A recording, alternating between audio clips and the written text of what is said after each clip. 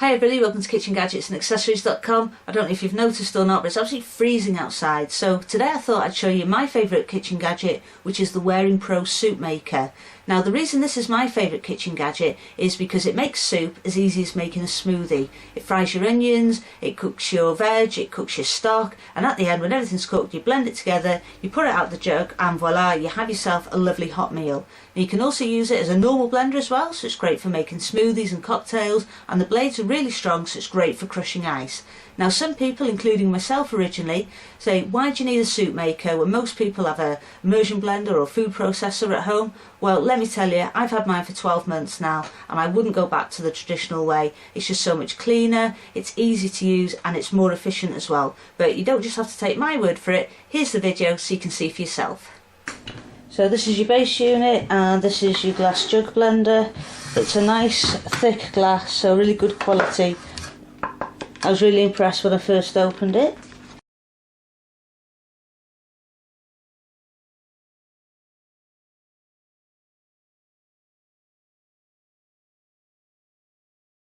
Today we're going to make cauliflower and broccoli soup with cheddar cheese and Stilton. It actually says to pour oil in the soup maker and then add your onions, but what I'm going to do is add the oil to the onions because I find that helps it to not to stick. So there we are, I've coated the onions in oil. So to set the soup maker, you want to switch it on at the wall, and as you can see you've got the on light flashing here. You switch that and then you select your time. So this used to be a plus here, and you press that and that gives you time. If you want to take time off, you've got a minus here and you press that. If you want to set it for 30 minutes, I'll just reset it. You just press on, press time in the middle, that'll give you 30, and then see you want it for, like we're going to do broccoli and Stilton, it takes 22 minutes, you just take the time off like that. Here you've got your cooking temperatures, so you can still see low in the middle.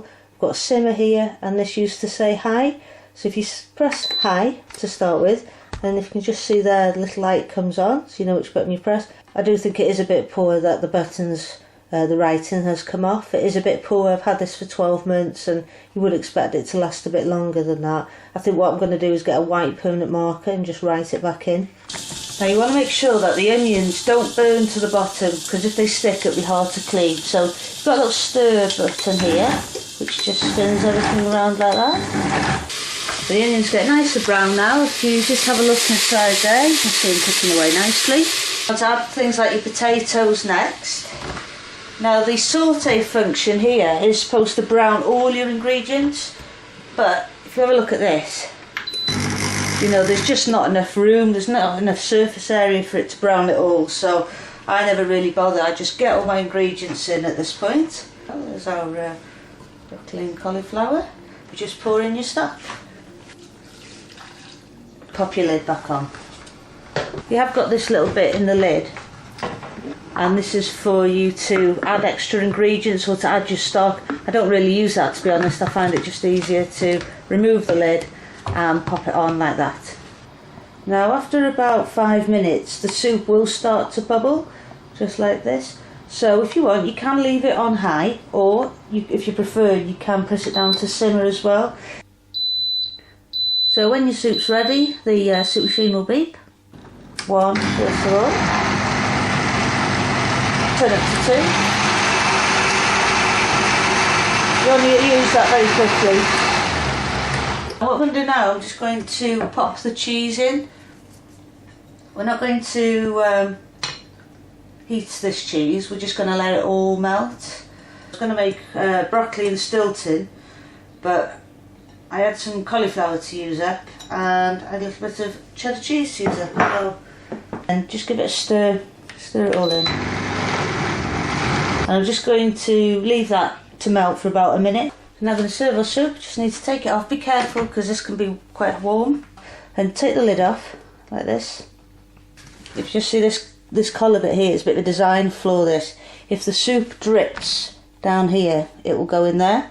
So one reviewer gave a very handy tip was just to have a little bit of kitchen towel just to catch any spillages.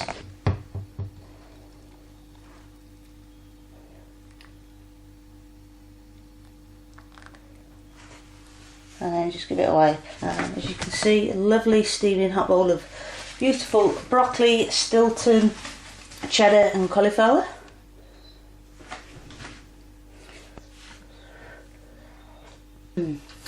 Absolutely gorgeous. It's hot, as you can see. Look in the soup, as you can see, lovely and smooth, not a lump inside. Beautiful silky smooth soup that.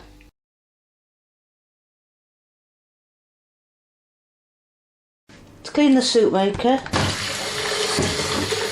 kind of fill the jug.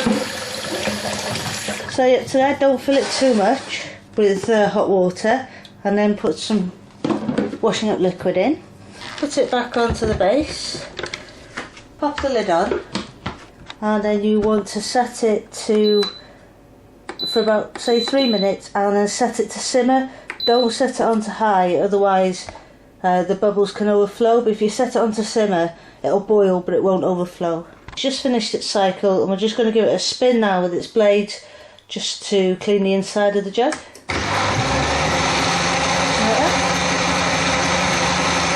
Stop it now. I'll take off the lid. We'll just pull that away. If you look inside there, see it's almost clean, just need to give it a rinse.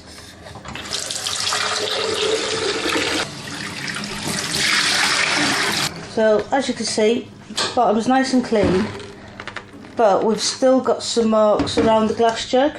So what I'm going to do now, I'm going to wash this jug in hot soapy water. Don't worry about this bit, this collar, it doesn't come off, but because the points are like this at the bottom, it means that you can get them wet, but you do need to leave it to dry for 16 hours again before use if you do get them wet. Now if you do find that you have got food stuck to the bottom, you can either get a bottle brush, bend it over, and then put some hot soapy water in the jug and give it a brush, like this. Or if it's really stuck on, what I do is I bought this toothbrush especially, it's clean, it's not been in my mouth, and you can use that to scrub the bottom, and this is really good for getting under the blades where you wouldn't be able to get with a cloth. And although we can use a scourer now to clean the glass, never use a scourer on the bottom because it's non-stick. Remembering to keep your hands away from the bottom because you don't want to cut yourself on those blades. That's your jug clean, and then you just want to leave that to drain. Here's the lid. You've got this bit, this rubber bit comes off like that, and then you've got the little lid thing that comes out. And again, just give these a good wash in hot soapy water and leave these to dry. So this is going to be our smoothie. We've got 2 bananas, pistachio nuts, bilberries, honey, half a cup of ice.